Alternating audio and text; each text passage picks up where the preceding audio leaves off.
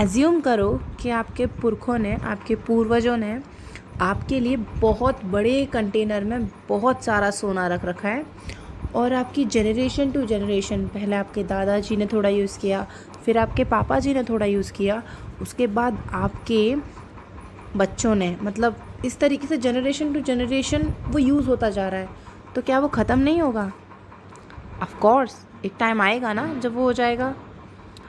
तो चलिए अब इसी को आगे कंटिन्यू करके हम शुरू करते हैं। Welcome back to my channel guys.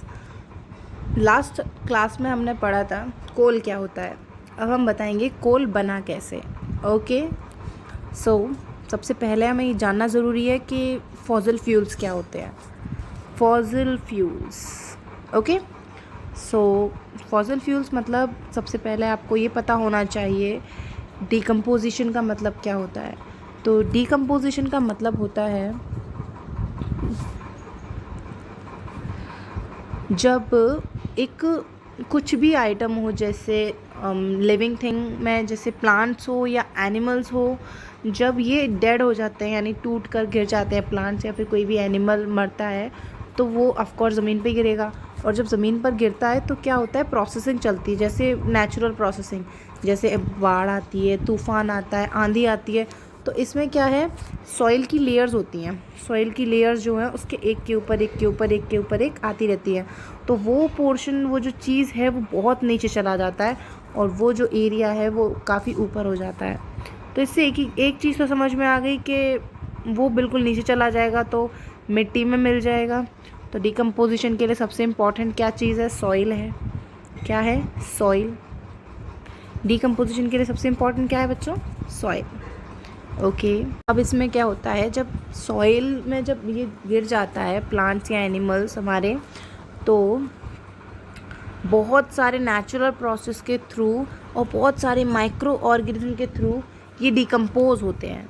और जब ये डिकम्पोज होते हैं ना तो उसके बाद हम इन्हें फाइनल नेम जब हम इन्हें निकालते हैं तो हम इन्हें फॉसिल फ्यूल्स कहते हैं। फॉसिल फ्यूल्स क्यों कहते हैं? क्योंकि फिर इन फ्यूल्स को हम यूटिलाइज़ कर कर अपने किसी भी काम में, जैसे अपने इनको बर्न कर कर हम इनसे एनर्जी निकालते हैं, जिस एनर्जी को हम किसी भी चीज़ के लिए अपनी यूटिलाइज़ कर सकते हैं। ओके, सो है we going to start the story of coal. ठीक है, तो NCERT बोलती है, NCERT समझते हैं ना कितनी इम्पोर्टेंट चीज़ है ये। तो इसी के कहने पे हमें चलना है। तो ये बोलती है about 300 million years ago, 300 million साल पहले। अच्छा, कोई बताएगा मुझे 1 मिलियन में कितने ज़ीरो होते हैं?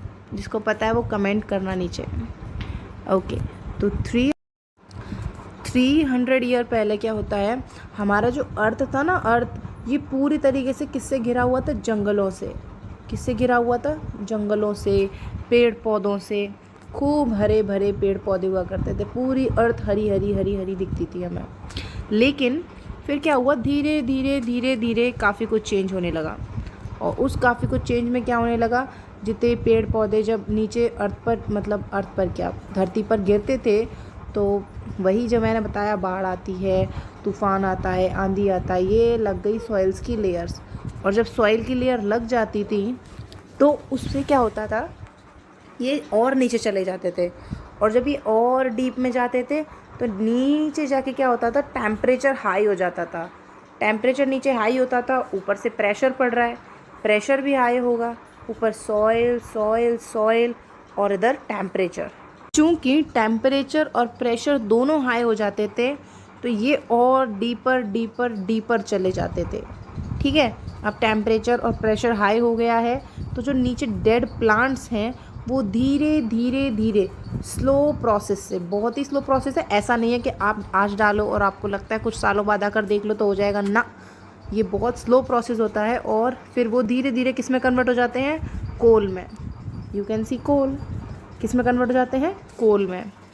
ओके, तो ये कोल जो आपको दिख रहा है ना ब्लैक ब्लैक कलर का, इसमें सबसे ज़्यादा मात्रा किसकी होती है, यानी सबसे ज़्यादा इसमें क्या होता है, इसमें होता है कार्बन। अच्छा, एक इन्फॉर्मेशन देती हूँ आपको एडिशनल। पता है कार्बन से हम क्या क्या पता कर सकते हैं? कार्बन बहुत ही हैवी चीज़ है, उससे हम पता है ये भी पता कर सकते हैं कि ये चीज़, कोई भी चीज़ है वो कितनी पुरानी है और कितनी नई है, सिर्फ कार्बन से। जो कार्बन हमारा इसमें फॉर्म हो जाता है ना, तो इसमें सबसे ज़्यादा अमाउंट किसका हो जाता है? ऑफ कोर्स कार्बन, जैसा भी मैंने बताया। तो ये प्रोसेस कैसा होता है? स्लो होता है, इम्पॉर्टेंट है, स्लो होता है, बट होता है। और जब होता है ना, तो उसके बाद यूटिलाइज़ करने के लिए सबसे बेस्ट ऑप्शन रहता है, क्योंकि ये प्रोसेस जो है डेड वेजिटेशन से बनता है। डेड वेजिटेशन यानी वही पेड़ पत्ते मरे हुए नीचे गिर गए हैं, वही डेड वेजिटेशन से बनता है। तो इसको हम बोलते हैं कार्बनाइजेशन। हम कार्बनाइजेशन इसे इसलिए भी बोलते हैं क्योंकि जो कोल फॉर्म होता है ना, उसमें सबसे ज़्यादा अमाउंट किसकी होती है? कार्बन की। तो जब सबसे ज़्यादा कार्बन है तो हम इसे क्या बोलेंगे? Carbonization. Okay, what we call it? Carbonization. तो अब since it formed from the remains of vegetation, coal is also called a fossil fuel। तो fossil fuel बोला गया है उसे, क्यों? क्योंकि वो वेजिटेशन से बना है, क्योंकि वो वेजिटेशन से बना है। अब vegetation of course natural vegetation, तो इनसे बना है, तो इसीलिए उसे फॉसिल फ्यूल बोला गया है। फ्यूल की डेफिनेशन आप लोग अच्छे से समझिए। फ्यूल इज़ द थिंग, जब हम फ्यूल को बर्न करते हैं ना, या फिर किसी चीज़ को बर्न करने के बाद उसकी वो एनर्जी प्रोड्यूस करे। क्या प्रोड्यूस करे? एनर्जी। और उस एनर्जी को हम यूटिलाइज़ करें, तो वो क्या होती है? फ्यूल। क्या होती है? फ्यूल। तो that is called fuel. Okay, is that clear? If it is clear you can tell me in the comments. चलिए, तो अब आपको कोल तो समझ में आ गया। कोल माइन दिखाते हैं जहाँ से ये कोल निकल कर आता है। ये आपको बड़ी सी दिख रही है, ये एरिया, इतना बड़ा एरिया जो ये आपको दिख रहा है, ये कोल फील्ड्स हैं। यहाँ से क्या होता है? सुना होगा कोयले की खान। तो यही है वो कोयले की खान जहाँ से हीरे भी निकल जाते हैं। वैसे पता नहीं निकलते हैं क्या, कभी देखे हीरे कैसे होते होंगे, छोड़ो। तो ये है कोयले की खानें। यहाँ बहुत जद्दोजहद करके, मेहनत करके कोयला निकाला जाता है। और मैंने बताया कोल में क्या होता है? कार्बन। कोल में होता है कार्बन। तो जब हम इसे एयर की प्रेजेंस में हीट करेंगे तो ये क्या प्रोड्यूस करेगा? ये करेगा carbon dioxide gas. Of course, और क्या कर सकते हैं? जब कार्बन एयर की प्रेजेंस में आ रहा है तो कार्बन डाइऑक्साइड गैस ही तो निकलेगी। ठीक है, तो ये पॉइंट क्लियर है। अब coal is processed in industries. Coal कहाँ यूज़ मोस्टली हो जाता है? इंडस्ट्रीज़ में। उससे क्या बनता है? उससे प्रोडक्ट्स बनते हैं, जैसे कोक। जो कोक आप पीते हैं, क्या ये वो कोक है? नहीं, ये जो कोक होता है ना बच्चों, ये कोक जो है, अभी हम आपको समझाते हैं। It is a tough porous and black substance. ये भी एक टाइप का फ्यूल ही होता है। ये टफ यानी थोड़ा हार्ड, पोरस और ब्लैक सब्सटेंस होता है, काले रंग का। It is an pure form of carbon. हम कह सकते हैं कि ये क्या है? एक प्योर फॉर्म है कार्बन की। प्योर यानी आप इसे कार्बन कह सकते हो दूसरा नाम, लेकिन एक्चुअल में होता कोक है। सबसे प्योरेस्ट फॉर्म कार्बन की क्या है? कोक ही है।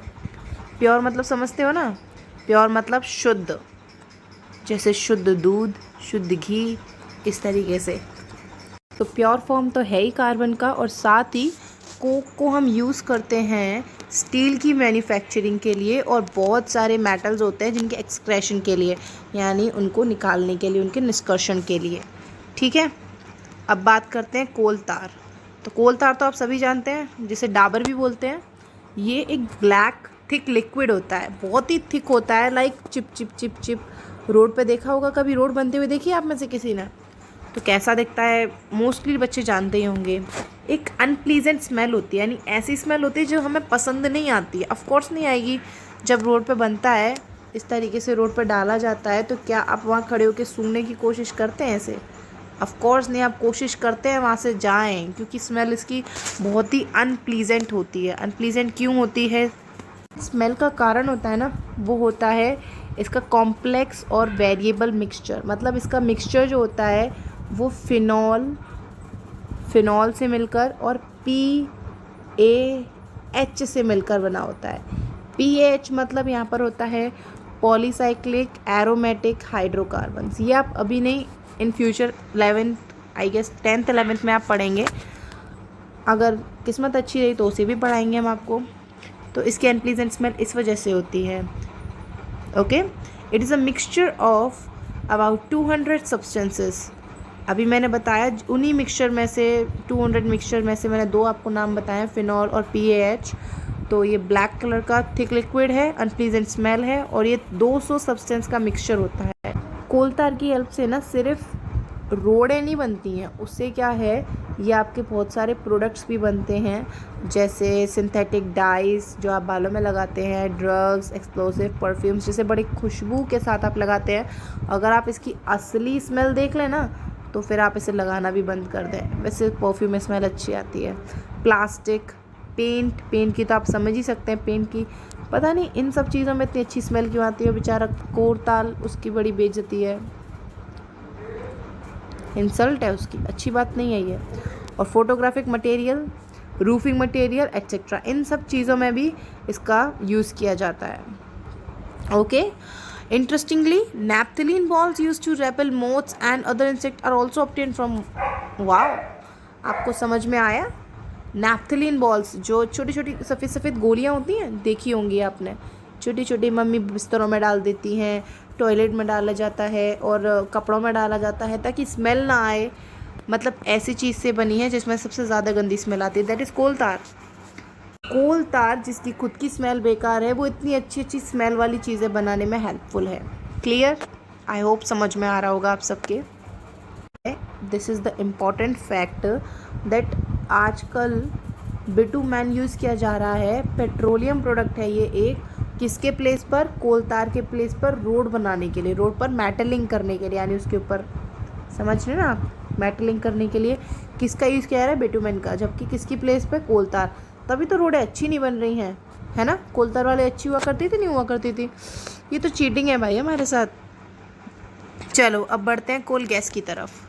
कोल गैस जो है इसे हम यूज़ करते हैं बहुत सारी फैक्ट्रीज़ में एज ए फ्यूल। और ये ऑब्टेन्ड कैसे होती है? जब आप कोल से कोक बना रहे हो ना, जब कोल से कोक बना रहे हो, कोक मैं बता ही चुकी हूँ क्या है, तो कोक बना रहे हो, जो ये प्रोसेस में जो कोक बनता है ना आपका, उस प्रोसेस में ये गैस निकलती है।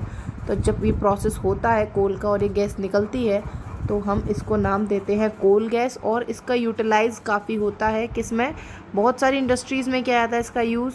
और ये जो है कोल प्रोसेसिंग प्लांट्स के पास भी काफ़ी मिलती, मतलब वहाँ फील होगी आपको क्या? Coal gas. जैसा आपका चैप्टर बोल रहा है coal and petroleum, so we have completed something about coal and now we are going to start petroleum. काफ़ी कुछ आप कोल के बारे में समझ गए होंगे। अब थोड़ा पेट्रोलियम के बारे में जान लेते हैं। पेट्रोलियम, आपको पता है आपकी गाड़ियाँ, आपकी मोटरसाइकिल किससे चलती है? हाँ, ऑफ कोर्स पता होगा, जिसका दाम आजकल बहुत ज़्यादा उछल रहा है। वैसे पेट्रोल से ज़्यादा तो इस टाइम तेल का है, सरसों के तेल का। हाँ, पता है आप लोगों को? चलो ये छोड़ो। तो जो पेट्रोलियम वर्ड है ये 2 शब्दों से मिलकर बना है, पता है कौन कौन से?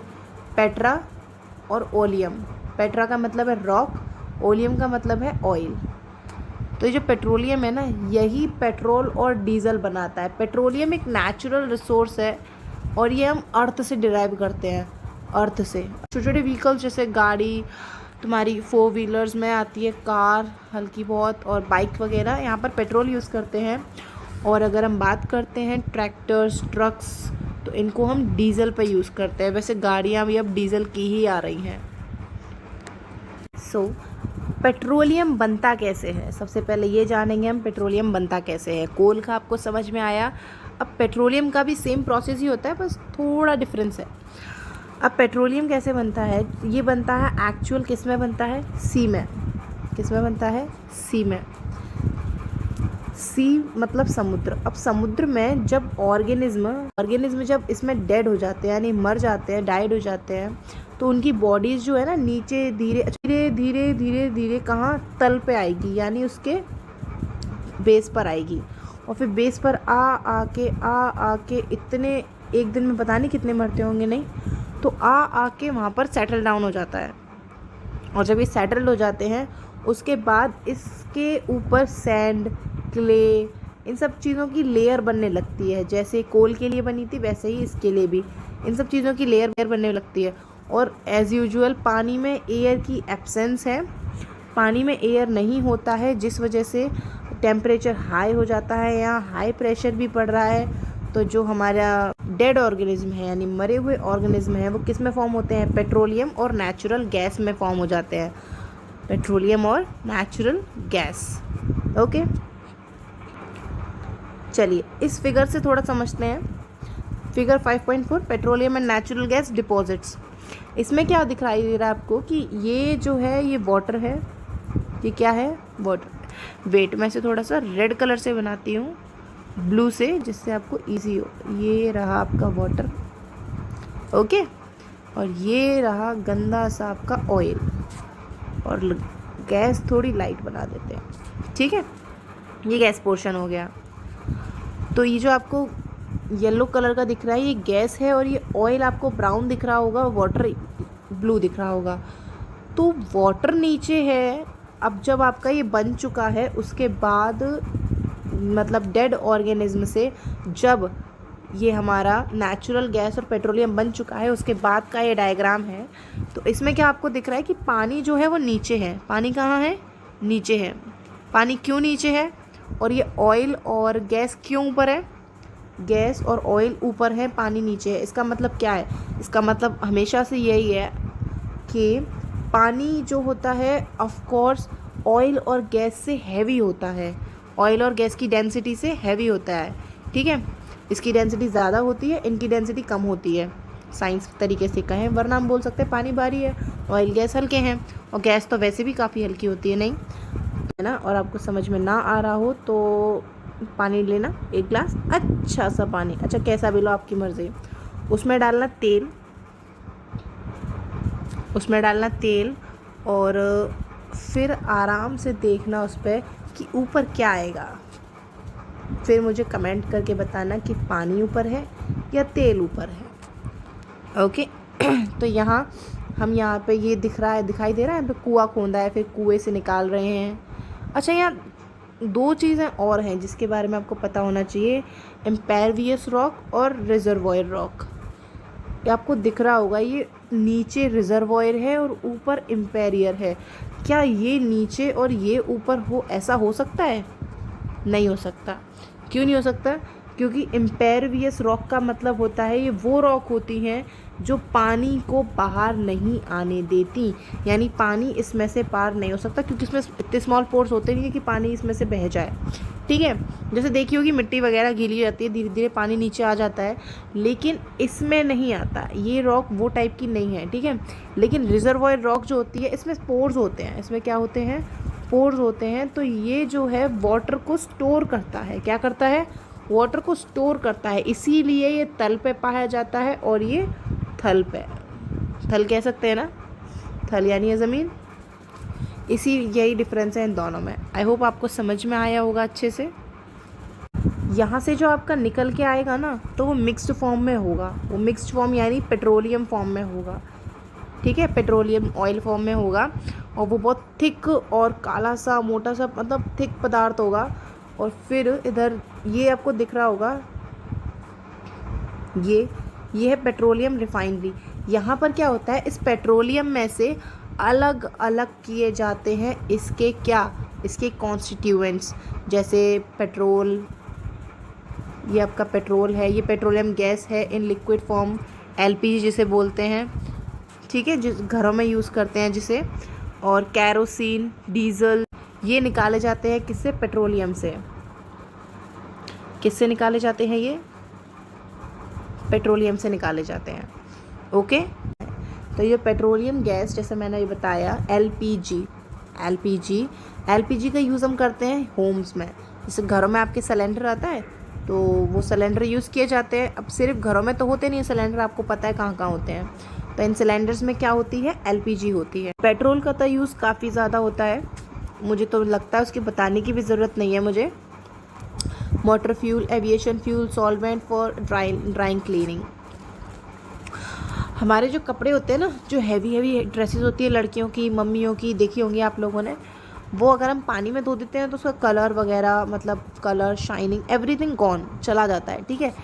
तो जब हम उसे ड्राई क्लीन पे भेजते हैं तो वो किससे धुला जाता है, वो पेट्रोल से धुला जाता है, पेट्रोल। क्यों? ताकि ना उसकी शाइन जाए, ना उसका कलर जाए, ना उसके कपड़े में कोई डिफेक्ट आए। तो समझ रहे हो ना पेट्रोल कितना यूज़फुल है। पेट्रोल काफ़ी यूज़फुल है। तो पेट्रोल के बाद नंबर आता है कैरोसिन।